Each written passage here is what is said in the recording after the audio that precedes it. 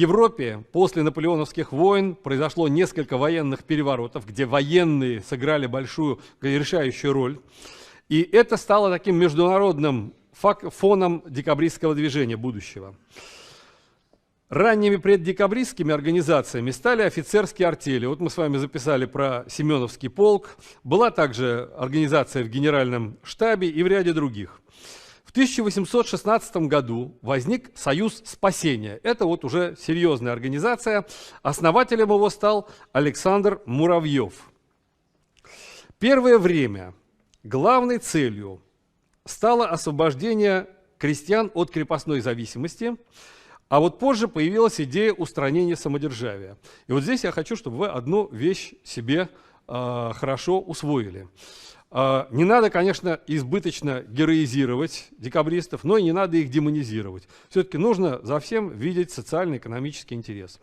Из почти 200 декабристов, которые проходили по следствию, большая часть декабристов были отпрысками очень богатых семей.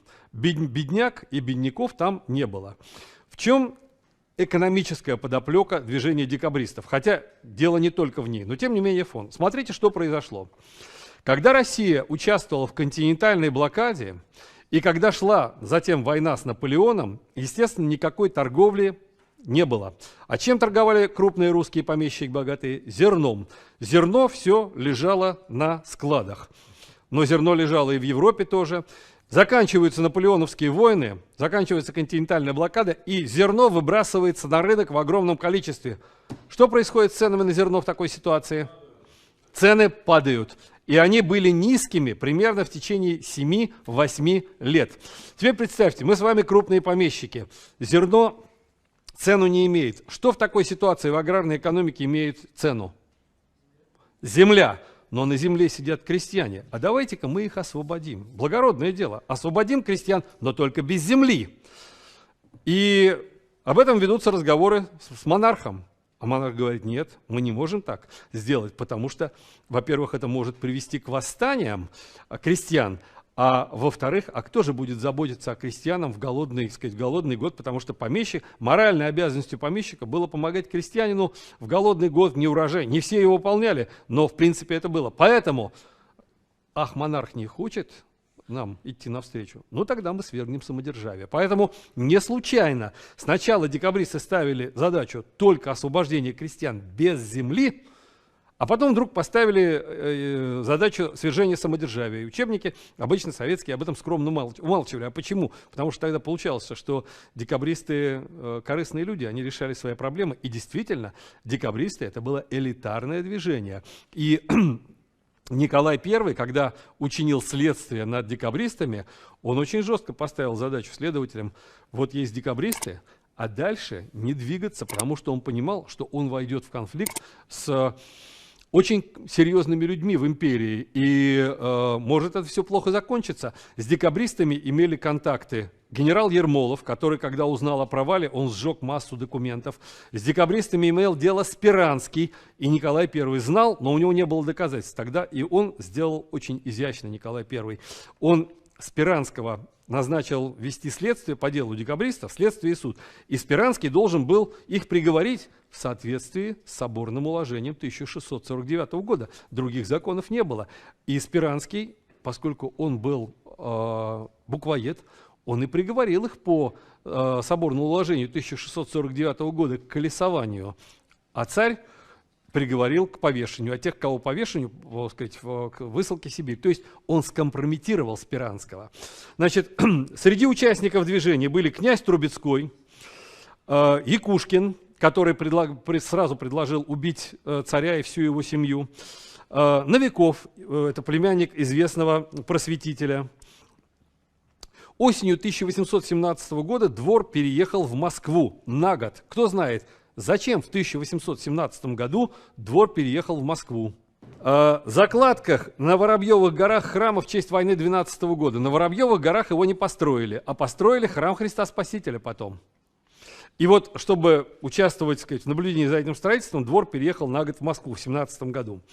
И здесь возник так называемый московский заговор.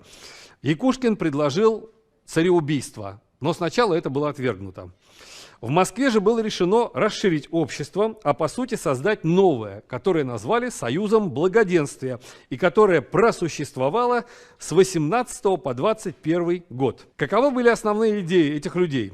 В Союзе Благоденствия считалось, что нужно создать сеть тайных и явных организаций, то есть прямо по Ленину, который говорил, что сила любой организации в наличии двух уровней, легального и нелегального, организаций и руководить ими.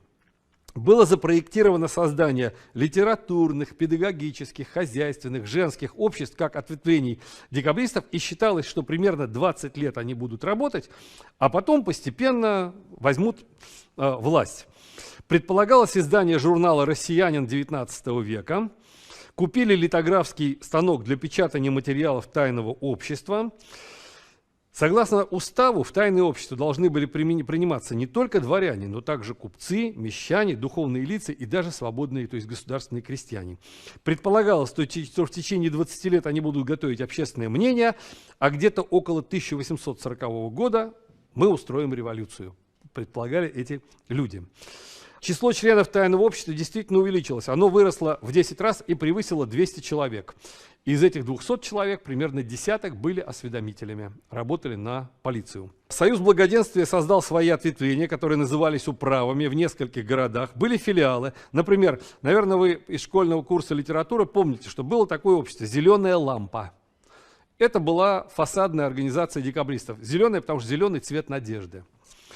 Значительными вехами в работе Союза Благоденствия были два совещания его коренной управы. Петербургское совещание 20 года по вопросу о республике и Московский съезд 1821 года. На Петербургском совещании с докладом выступал Пестель, и Пестель выступил с идеей цареубийства как обязательного действия. И на совещании была высказана мысль о создании диктатуры. Затем, значит, после восстания Семеновского полка открытая пропаганда идей декабристов стала очень затруднительной. Декабристы собрались еще раз в Москве в 1821 году. Вот этот съезд был очень интересный. Дело в том, что один из декабристов, Михаил Орлов, это был внебрачный сын графа Федора Орлова, это самый младший из трех братьев Орловых, екатерининских Орлов. Он выступил за немедленное вооруженное восстание, он командовал 16-й дивизией и сказал, что вот прямо сейчас нужно все делать. Но эта идея не была поддержана, и Орлов сказал: ну тогда, ребята, вы оставайтесь, вы не активные люди, все, я выхожу. И тут произошла неприятная для декабристов вещь. Декабрист Граббе сделал заявление: правительство все знает об организации и знает, что проходит съезд. Тогда руководители организации, узкий круг, собрались и решили провести фиктивную ликвидацию общества и организовать новое тайное, то есть отсеять самороспуск, отсеиваем ненадежных и оставляем только надежных людей. Значит, они прервали свои заседания, объявили о ликвидации Союза и продолжили работу в более узком составе. Были оформлены новые программы и устав, однако появился в момент закрытия Орлов, который вроде бы вышел, и сказал: ребята, вот вы тут устроили самороспуск, устроили совещание в узком составе, в правительстве уже знают, что самороспуск был фиктивный и что вы тут опять заседаете. То есть это означает, что осведомитель был в руководящем ядре декабристов. Кто был этот человек, мы до сих пор не знаем. Были попытки его вычислить, но они ни к чему не привели. В Южной управе Союза Благоденствия, были Северная управа и Южная, было много недовольных решением Московского съезда. Оно такое было не боевое. И возглавил вот этих недовольных Павел Пестель, который сформировал Южное общество, намного более радикальное, чем Северное, и ориентированное на создание республики. Южное общество приняло курс на вооруженное восстание и на цареубийство.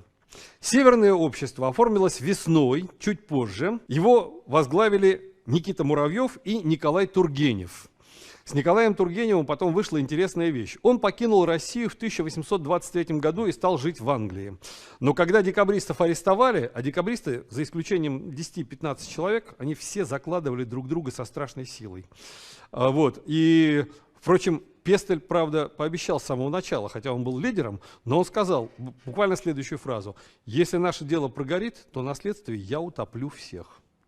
То есть Это он так пугал. Но так оно и вышло. Сказать, действительно, там считанные люди, например, Пущин, позднее уже арестованный Лунин, они не раскалывались. А остальные декабристы очень быстро стали давать показания друг на друга. Так вот, дали показания на Николая Тургенева, что он активно участвовал. И Николай I потребовал возвращения Николая Тургенева из Англии, так сказать, под следствием, чтобы выяснить, он виноват или нет.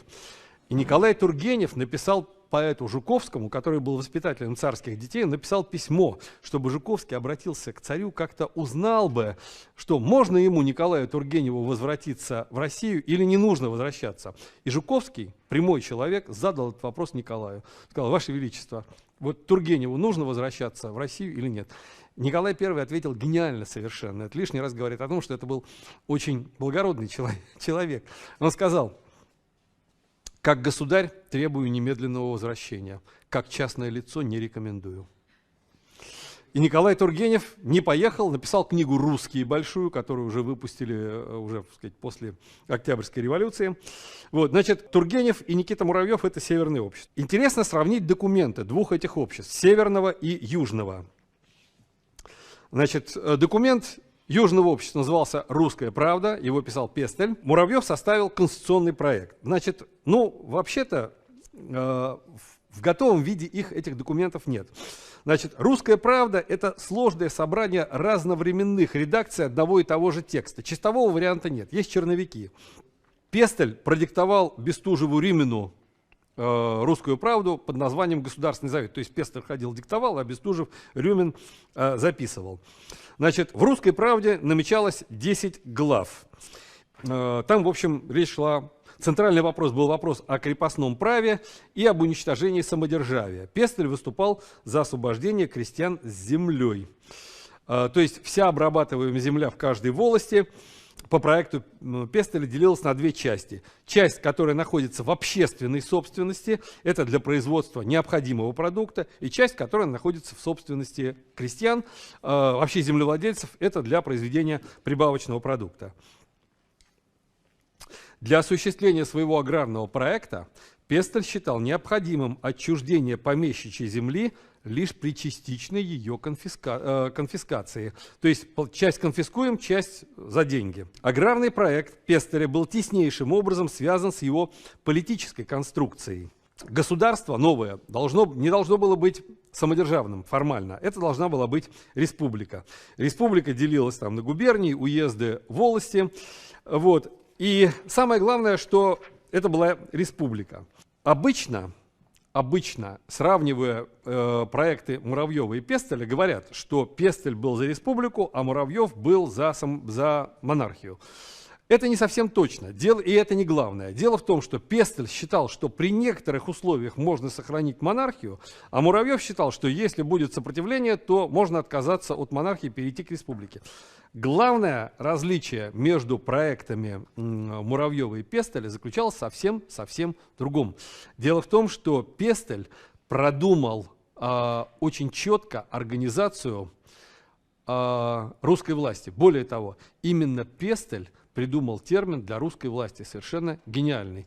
Я вам в первом семестре, в самом начале, когда мы говорили о русской власти, такой у нас был взгляд высоты, помните, я вам задал вопрос. Вот у нас есть в России премьер-министр, это какая власть? Исполнительная. А президент это кто тогда? А как вот эту власть? А как это у нас всеми властями? Так значит, разделение властей это что такое вообще? А как назвать эту власть? А как эту власть назвать? Вот Пестель придумал название для этой власти. Значит, по схеме Пестеля вводилось разделение властей. Все как в Америке, при Вашингтоне. Это исполнительное, законодательное и судебное. Все есть. Но, говорил Пестель, должна быть еще одна власть. Она должна быть над ними. Она должна надзирать над ними. Эту власть он назвал блюстительной властью.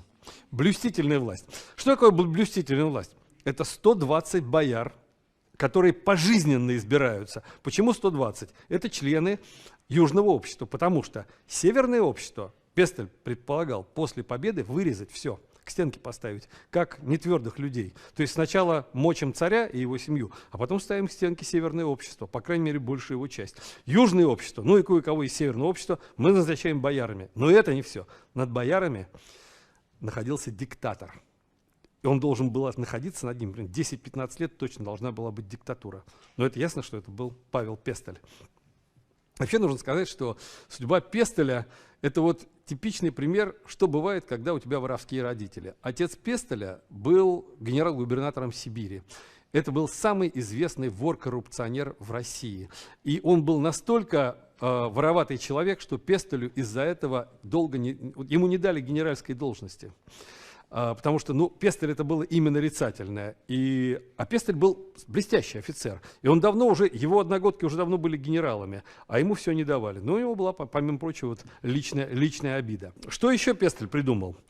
Пестель придумал увеличение полицейского корпуса с 8 тысяч до 111. Пестель исходил из необходимости частной собственности.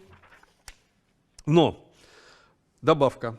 Ежели кто собственности своей лишен быть должен для блага общего, то надлежит к тому приступить не иначе, как когда полномерное существует убеждение в том, что благо общее неминуемо того потребует. То есть, если общее благо требует лишить тебя собственности, значит тебя собственности лишат. То есть, это очень русская традиция. Власть важнее, чем собственность. Идеалом Пестеля было бессословное общество. Никаких сословий, никаких дворян. Очень жесткий контроль. Пестель исходил также из того, что евреев нужно переселить будет в Среднюю Азию или куда-то в Африку. У него очень, при том, что он не был вполне русским человеком, тем не менее он был такой русификатор, очень жесткий. Вот.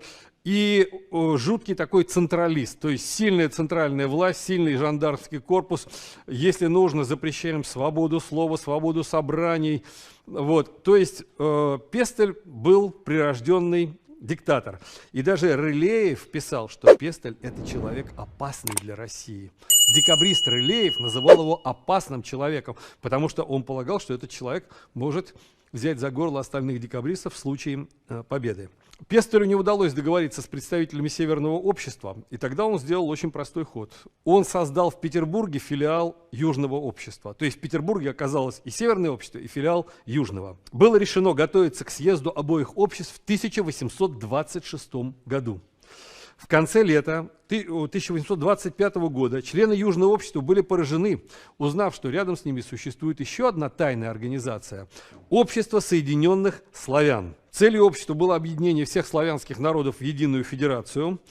И в отличие от декабристов, Соединенные славяне считали военные революции гробом свободы. И считали необходимо, чтобы народ поддержал. Декабристы считали, что без народа обойдемся. События, однако, заставили декабристов выступить раньше срока. В ноябре 1825 года было объявлено, что в Таганроге умер Александр I. Ну, вы, наверное, слышали, что есть версия, что Александр I не умер, а оставил престол и в качестве старца Федора Кузьмича двинулся в Сибирь, где он и умер. Я думаю, эта версия ошибочная. Значительно более интересную версию излагает не историк, математик по профессии Брюханов, который живет в Германии и пишет историю заговоров. По его мнению, Александр I был отравлен группой заговорщиков, которые использовали декабристов в качестве такой акции прикрытия. Но в любом случае умирает Александр, и возникает ситуация междуцарствия. Дело в том, что Константин, еще один сын Павла, он был женат на простой дворянке, то есть особе не царского рода. Он по законам престола наследия не имел права на передачу престола своим потомкам. Да он не очень хотел занять этот престол, он жил себе в Польше, ему там очень нравилось, и он не хотел быть русским царем. И он отрекся еще при жизни Александра. Об этом знал очень узкий круг людей. Об этом знали, естественно, члены царской фамилии, включая Николая. Кстати, по поводу Николая тоже есть вопрос, является ли он сыном Павла I. Дело в том, что в жизни Павла I был период, когда он на 2 с лишним года разъезжался со своей женой, и они вообще не общались. Именно в это время родились Николай и его сестра. Сам Павел I шутил по поводу Николая, и вот он признал их, но он шутил по их поводу, что, сказать, зло шутил, что это не вполне его дети, потому что 2 года мы не общались, и как это могут быть мои дети. Николай I действительно совершенно не похож на своего отца. Но это, опять же, тоже спорный вопрос. Так вот, очень узкий круг знал, что Константин отказался. Об этом, кстати, знал человек по фамилии Милорадович. Это военный губернатор Петербурга. Но в целом отречение Константина держалось в тайне.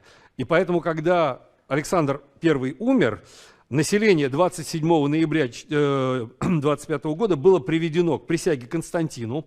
Его портреты были выставлены в магазинах, в кафе, и его именем даже успели отпечатать какое-то количество монет. Константиновский рубль. Это он так и не вошел, потому что Константин не стал императором. Это жуткая редкость у нумизматов.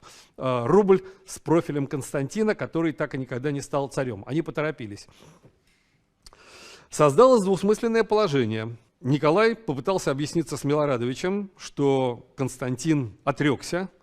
Милорадович на дух не переносил Николая, у них была взаимная неприязнь, потому что у них была одна и та же, так сказать, пассия, балерина которая предпочла Николая, а не Милорадовича. И Милорадович очень не любил Николая.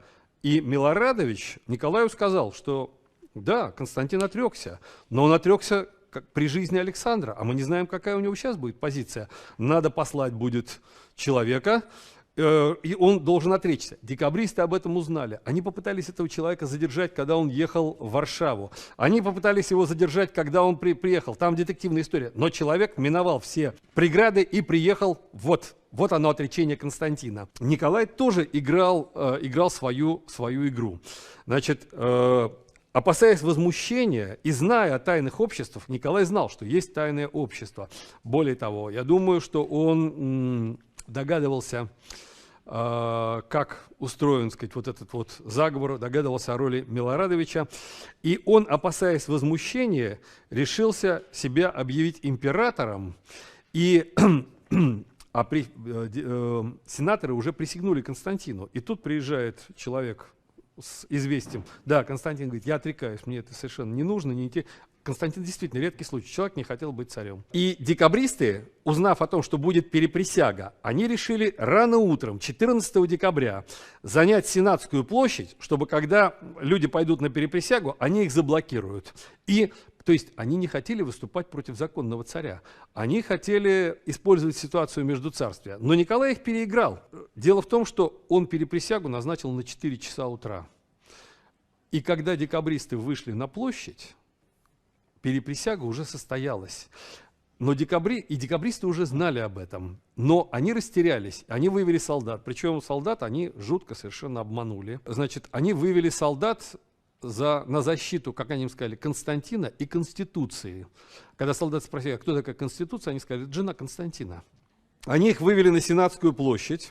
Командование войсками при захвате Зимнего дворца было поручено декабристу Якубовичу. Было также решено захватить Петропавловскую крепость. Было решено убить царскую фамилию. Рылеев попросил декабриста Каховского рано утром 14 декабря, переодевшись в лейб-гренадерский мундир, проникнуть в Зимний дворец и совершить самостоятельный террористический акт, убить Николая, а потом покончить самоубийством. Кстати, была создана группа для уничтожения царской фамилии, всей. Причем те люди, которые должны были убить царскую фамилию, они после этого должны были покончить самоубийством, потому что это позор, убивать семью целую, то есть они приносили себя как бы в жертву. «Открой нам путь», — говорил Рылеев Каховскому. Каховский сначала вроде бы согласился, но потом, обдумав положение, не захотел быть террористом-одиночкой. Через час после отказа Каховского к Бестужеву приехал Якубович и отказался вести матросов и измайловцев на Зимний дворец, потому что он боялся, что матросы могут убить Николая. А он был противником убийства Николая и царской фамилии. То есть план стал рушиться с самого начала. Интересно, что Трубецкой, которого назначили диктатором, он не приехал, он сидел дома. Ну и ситуация, люди стоят 3000 человек на Сенатской площади, им приказывают разойтись.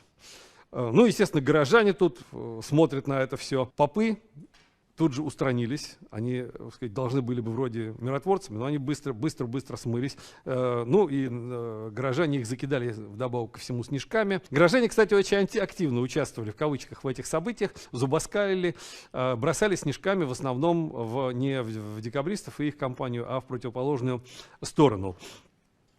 Ну, избили нескольких полицейских, обкидали снежками нескольких там особ. Но народ собрался поглазеть, но, правда, глазел сочувственно. Попытка уговорить восставших сложить оружие с помощью 2 митрополитов провалились, и митрополиты бежали. Всего на площади было 3000 солдат и 30 офицеров. Значит, Трубецкой не пришел, назначили нового диктатора, Оболенского, но он уже ничего не мог сделать. И правительственные войска окружили площадь и получили приказ стрелять. Николай трижды отдавал приказ стрелять картечью и трижды давал отбой.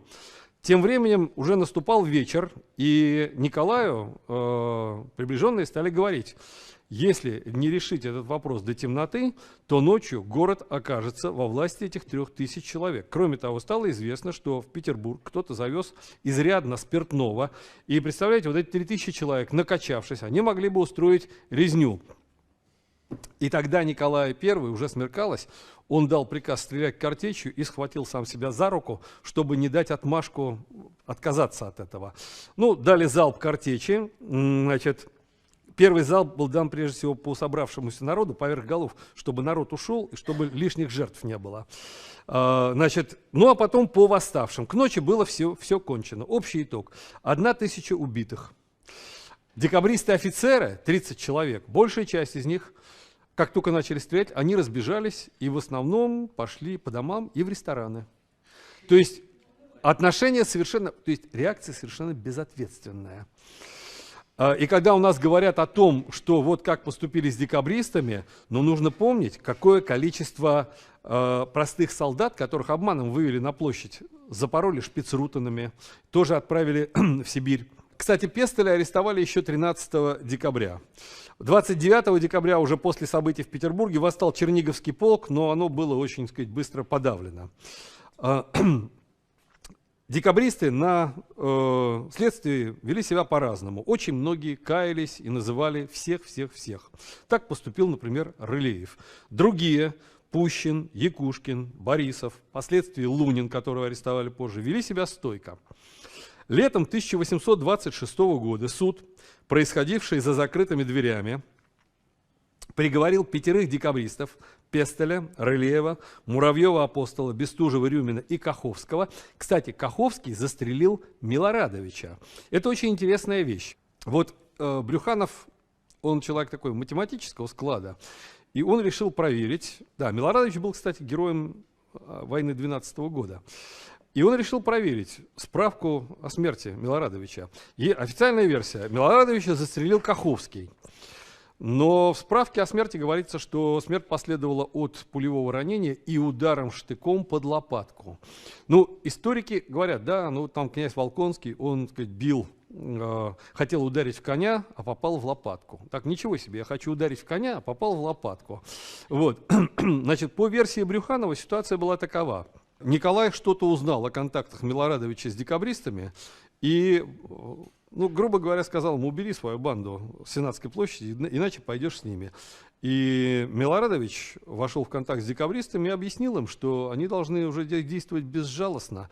И поскольку возникла, так сказать, такая конфликтная ситуация, декабристы решили избавиться от очень важного свидетеля. Милорадовича, так сказать, убили.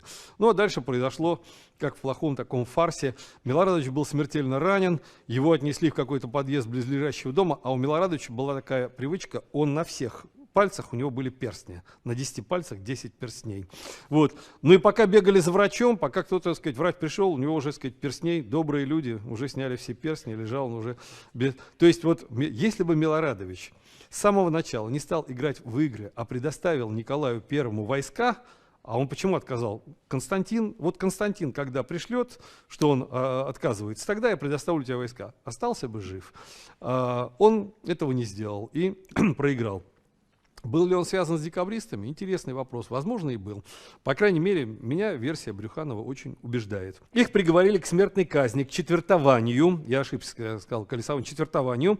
И очень большую группу приговорили к повешению. Это было в соответствии с соборным уложением 1649 года, с варварскими законами того времени. То есть до 17 века они были не варварскими. Но в 19 веке это уже было варварским. Повторяю, Николай I это сделал специально.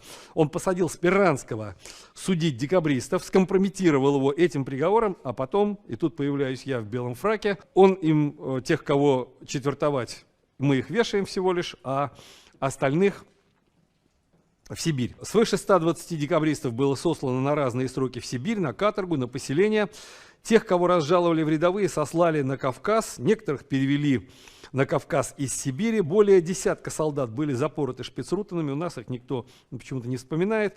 В 1856 году Александр II дал амнистию примерно 40 оставшимся в живых декабристам. Что касается 5, которых вешали, то с ними произошла такая вещь. 3 повесили удачно, 2 сорвались и оказались живы. В России вообще был такой порядок. Если человек срывался из петли, то его больше уже не вешали. Но присутствовавший при казни Новосильцев сказал вешать. Кстати, кто-то из декабристов, я забыл, кого не доповесили, сказал, ну что, даже повесить не умеете. Вот. И со 2-й попытки их уже повесили. Значит, движение декабристов было первым опытом революционного движения в России. При том, что это было совершенно русское движение, это было в то же время часть общеевропейского военного движения, как результата послевкусия наполеоновских войн. Значит, как оценивали современники? Грибоедов скептически относился к декабристам, сказал, 100 прапорщиков пытаются переменить правительственный быт России. Но, кстати, Пестель не пытался переменить правительственный быт, он пытался создать другую систему самодержавия во главе с самим собой. Блюстительная власть – гениальное определение. Чаадаев считал, что это откат. Но движение декабристов действительно была последняя гвардейская революция, в кавычках. Советская историография следовала Ленину, который писал буквально следующее. Декабристы разбудили Герцена, Герцен со своим колоколом разбудил разночинцев, и, значит, разночинцы разбудили уже пролетариев. По этому поводу вот эта вот фраза «декабристы разбудили Герцена», по этому поводу поэт Коржавин написал стихи, где была такая фраза: «Какая сука разбудила Герцена? Нельзя в России никого будить».